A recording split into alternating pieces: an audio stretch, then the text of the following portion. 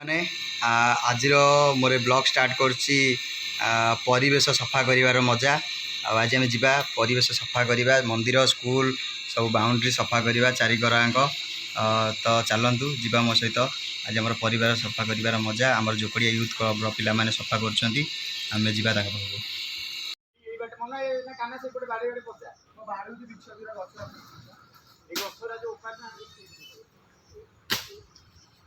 चलना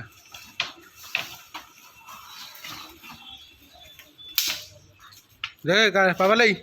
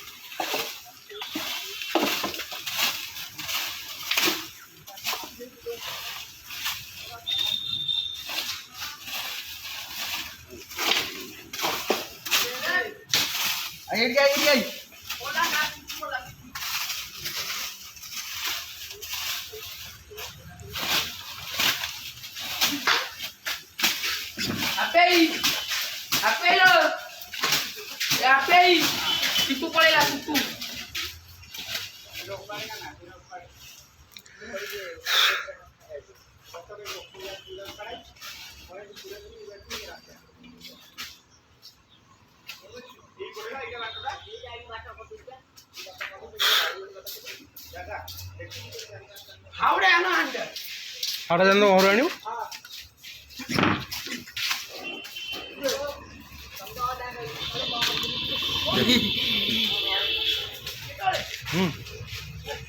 भिडियोटा कर दोनों भिडियो मुझे ना एटा एटा मारी अधार रखी ना तू एटू चल जाए पापा ले भिडियो ना ना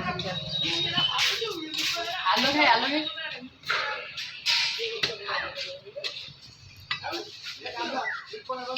ओ